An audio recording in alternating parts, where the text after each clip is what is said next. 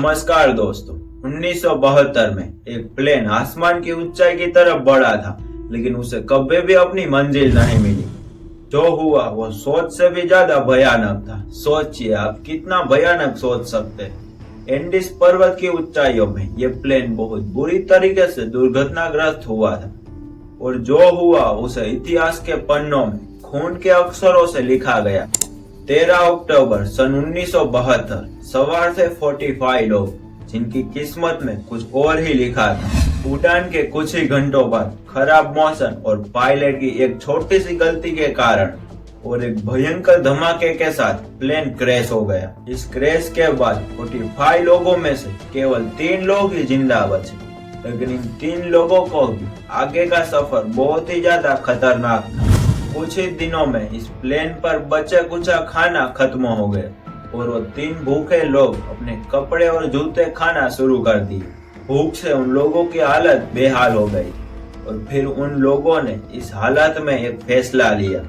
एक लंबी बहस के बाद ये फैसला लिया कि वो तीनों अपने साथी यात्रियों का मांस खाएंगे। और दुनिया में सबसे पहले यह हुआ था कि इंसान ने इंसान का मांस खाया। तीनों ठंडी हवा से बचने के लिए प्लेन के टूटे हिस्से के अंदर रहकर अपनी जान बचा रहे थे, और एक दिन अचानक बर्फ का भयंकर तूफान आया और सब कुछ तहस नहस हो गया।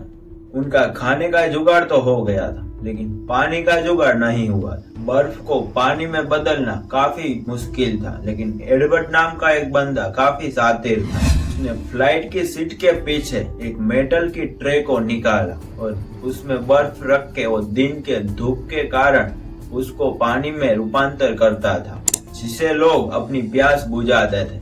रेस्क्यू को लेकर उनकी उम्मीद अभी दुगनी हो गई, क्योंकि प्लेन क्रैश के 11वें दिन उन्हें प्लेन के एक रेडियो मिला। लेकिन दुख की बात यह थी कि वो रेडियो कोई सिग्नल भेज नहीं सकता था, लेकिन सामने से आवाज सुन सकते थे। फिर अचानक उन्होंने रेडियो में सुना कि उनको खोजने के लिए जो मिशन स्टार्ट किया गया था उन्हें अब बंद किया जा रहा है। दुनिया वालों ने मान लिया था कि उन प्लेन क्रैश में कोई भी जिंदा नहीं बचा, और प्लेन के मलबे को इन बर्फीले पहाड़ों के बीच ढूंढ पाना नामुमकिन था।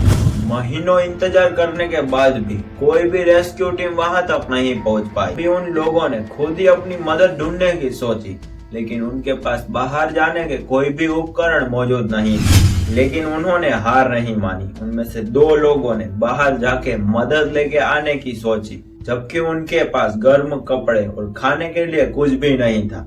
लेकिन फिर भी उन्होंने बाहर जाने का कदम उठा लिया। 10 दिनों तक वो मौत से लड़ते रहे, और आखिरकार 38 किलोमीटर चलने के बाद उन्हें एक मदद की गुंजाइश मिली। आखिर 22 दिसंबर पूरे 72 दिनों के बाद उन लोगों को एंडीज की पहाड़ियों से बचाया गया। उनकी ये कहानी इंसानों की सबसे बड़ी चुनौतियों में से एक थी। अगर आप उनमें से एक होते तो क्या करते? मुझे इस वीडियो के कमेंट सेक्शन में जरूर से बताइए। और वीडियो अच्छा लगा हो तो लाइक जरूर से करिएगा, और चैनल पे नए हो तो सब्सक्राइब, क्योंकि ऐसे ही वीडियो ऑन द वे। तो मिलते हैं एक ऐसे ही दूसरे इंटरेस्टिंग वीडियो में। तब तक के लिए गुड बाय।